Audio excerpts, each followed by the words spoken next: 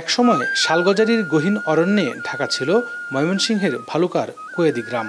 এখন মাটির রাস্তা ধরে এগুলে দুধারে আম কাঁঠালের সারি, তাতে লটকে আছে মধুমাসের কাঁঠাল। পাকা কাঁঠালের ঘ্রাণে মোমো করছে সারা গাঁও।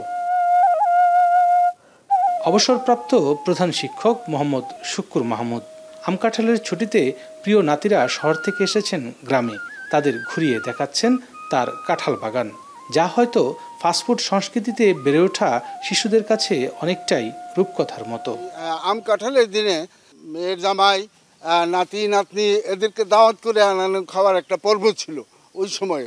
কিন্তু এখনকার এই যুগে ছেলে মেয়েরা কিছুটা কাঁঠালের দিকে আসক্তটা কম, তাই আমি কাঁঠালের বাগান দেখাইয়া ওই ছেলে মেয়েদেরকে আমি সবসময় বলে থাকি যে এটা এত উপকারী ফল, হ্যাঁ এটা তোমরা বেশি বেশি খাবে। নানু আমাদেরকে নিয়ে গিয়ে আশেপাশে ঘুরে দেখায়, কাঁঠাল গাছ দেখায়, এগুলো উপকারিতা বলে, যেগুলো হয়তো আমরা বইয়ের পাতায় পড়েছি কিন্তু কখনো অনুভব করতে পারিনি যে আসলে এই জিনিসগুলো কিরকম। এইগুলো যখন পাকার সময় হয় দাদা আমাদের সবাইকে ডাক দেয়, তখন আমরা সবাই একসাথে হই।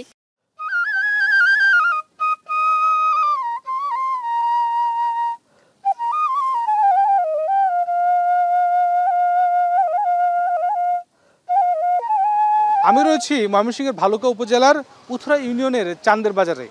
এই বাজারে প্রতি মৌসুমে, বিশেষ করে কাঁঠালের যখন ভরা মৌসুম থাকে তখন শনিবার এবং মঙ্গলবার বসে হাট। আর এই হাটে বাংলাদেশের বিভিন্ন বিভাগীয় শহর থেকে কিন্তু পাইকার ফরিয়ারা এসে এখানকার যারা গেরস্থ রয়েছেন, কৃষক রয়েছেন, তাদের কাছ থেকে কাঁঠাল কিনে নিয়ে যান। এবং তারা বলছেন যে প্রতি হাটবারে প্রায় 10 থেকে 15 লক্ষ টাকার কাঁঠাল বিক্রি হয় এই চান্দের বাজার হাট থেকে। সকাল 8টা থেকে জমে ওঠে হাট। পাহাড়ি লালমাটি হওয়ায় এই জনপদের কাঁঠালের সুনাম পুরো দেশ জুড়ে, স্বাদে মিষ্টি, গন্ধে অতুলনীয়। তাই সিলেট, ঢাকা, নারায়ণগঞ্জ, নোয়াখালী, চট্টগ্রাম থেকে পাইকার ফরিয়ারে এসে কিনে নিচ্ছে কাঁঠাল। তবে কাঁঠালের সরবরাহ বেশি থাকায় সর্বোচ্চ 15 থেকে 20 টাকার উপরে কাঁঠাল বিক্রি করতে পারছে না চাষিরা। এদিকে দীর্ঘদিনের পুরনো হাটেরও বেহাল দশা। কাঁঠাল মৌসুমে 8 থেকে 10 কোটি টাকার লেনদেন হলেও নেই হাটের কাঙ্ক্ষিত উন্নয়ন। বাজার উন্নয়ন করা গেলে বিক্রি বাড়বে দ্বিগুণ, বাড়বে কর্মসংস্থানও। 200 কাঁঠাল আনছি, এক গাড়ি বেচলাম 1500, আর 3 গাড়ি কইতাছে 1200। কাঁঠাল হিসাবে দাম পাই না, দাম হইলো 50 টাকা, 60 টাকা, 20 টাকা, 30 টাকা, এই ধরনের বাজার। হ্যাঁ, তাতে ভ্যান ভাড়া জুটে না, গৃহস্থের বসার জায়গা থাকে না, তাদের একটু দাঁড়াইতে জায়গা থাকে না, আর গাড়িগুলো যে লুট দিব সেই মালগুলো রাখারও জায়গা থাকে না। বিদেশে যদি রপ্তানি করুন যায় জিনিসটা, কারণটা মনে করেন একটু উন্নত হইতো, আমরা 3000 4000 করে কিনতাম, বিদেশের লোকে আমার কিনে নিত কাঁঠাল। একদিকে ময়মনসিংহের ফুলবাড়িয়া, অন্যদিকে টাঙ্গাইলের ঘাটাইল এবং মধুপুর সীমান্তবর্তী অঞ্চলের মাঝখানে গড়ে উঠেছে গারোবাজার হাট। মাত্র 6 আনা দিয়ে এই হাটের যাত্রা শুরু হলেও এখন এই হাটে দৈনিক লেনদেন অন্তত কোটি টাকা। আনারস এবং কাঁঠাল এই 2 মৌসুমে পুরো ঠাসা থাকে হাট। ময়মনসিংহ, টাঙ্গাইল মিলিয়ে অন্তত 10টি উপজেলার চাষিরা তাদের উৎপাদিত কাঁঠাল বিক্রি করতে আসে এই হাটে। জমজমাট থাকে ব্যবসায়ী, পাইকার, ফরিয়ায়। মৌসুমে 10 থেকে 15 কোটি টাকার কাঁঠাল বিক্রি হয় গারোর হাটে। তবে কাঁঠালের জন্য নির্দিষ্ট হাট ব্যবস্থা না থাকায় রাস্তার উপরেই বিক্রি করতে হয় এসব ফল, বাড়ে দুর্ভোগ।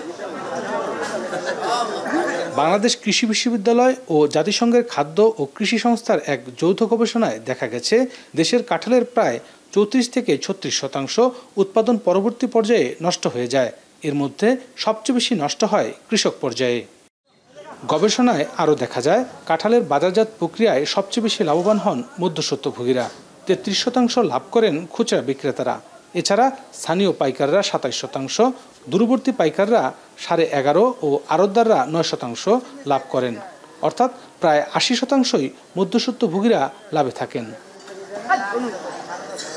এদিকে প্রত্যন্ত গ্রামগুলোতে কৃষি বিভাগের মাধ্যমে বাংলাদেশ সরকার এবং বিদেশি বেশ কয়েকটি সংস্থার উদ্যোগে পরিচালিত হচ্ছে পার্টনার ফিল্ড স্কুল। গতানুগতিক কৃষি চর্চা থেকে বেরিয়ে উদ্যোক্তা তৈরি করাই এই আয়োজনের মূল লক্ষ্য বলছে কৃষি বিভাগ। কাঁঠাল থেকে জ্যাম, জেলি, কাঁঠাল সত্ত্ব, কাঁঠালের বার্গার সহ অন্তত 100টি খাবার তৈরি করা সম্ভব, যা তৈরি করা গেলে পরিবারের পুষ্টি চাহিদা তো মিটবেই, পাশাপাশি বিক্রি করেও রোজগারের পথ সুগম হবে উদ্যোক্তাদের।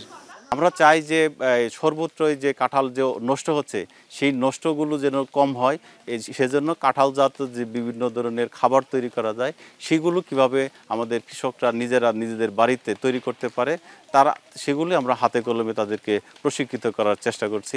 আমাদের ময়মনসিংহ জেলায় সংরক্ষণ এবং প্রক্রিয়াজাতকরণের কোনো ব্যবস্থা নেই, যেটা সরকারি হোক বা বেসরকারি পর্যায়ে হোক।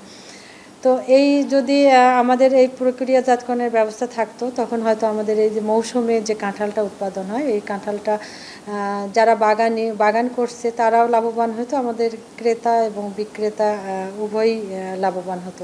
যারা স্বাস্থ্যগত একটি ইস্যু আছে ডায়াবেটিস, তাদেরকে আমরা কিভাবে কাঁঠালটা খাওয়াতে পারি, আর 2 নম্বর হলো এই যে আমাদের যে তরুণ সমাজ যারা খেতে চায় না তাদেরকে কিভাবে এইদিকে মোটিভেট করতে পারি। এই দুইটার একটা সমন্বয় ছাড়া আসলে সত্যিকার অর্থে এই কাঁঠালের অপচয় রোধ করা খুবই কঠিন। কৃষি অর্থনীতিবিদরা বলছেন যথাযথ সংরক্ষণের অভাবসহ দেশের বাইরে বাজার ধরতে না পারায় রপ্তানি করা যাচ্ছে না কাঁঠাল। সংরক্ষণের পাশাপাশি প্রক্রিয়াজাত খাদ্য তৈরির মাধ্যমে কাঁঠাল রপ্তানি করার পরামর্শ এই অর্থনীতিবিদের। সবথেকে বেশি প্রবলেম হতেছে যে ট্রান্সপোর্টেশন প্রবলেম এবং হতেছে স্টোরেজ ফ্যাসিলিটি, যেটা হতেছে স্টোরেজ ফ্যাসিলিটি খুবই অপর্যাপ্ত, নাই বললেই চলে, বিশেষ করে কাঁঠালের জন্য। তো সেক্ষেত্রে গভর্নমেন্টকে অবশ্যই কাঁঠালটা এক্সপোর্টের দিকে নজর দিতে হবে, যেন হতেছে যেহেতু অনেক পরিমাণে প্রোডাকশন হচ্ছে এবং বিভিন্ন প্রসেসিং অপরচুনিটি, প্রসেসিং প্ল্যান্ট স্থাপন করতে পারে। জেলায় এবছর কাঁঠালের আবাদ হয়েছে 2485 হেক্টর জমিতে। কৃষি বিভাগ বলছে যার বাজার মূল্য প্রায় 150 কোটি টাকা। ইমতিয়াজ আহমেদ, এখন, ময়মনসিংহ।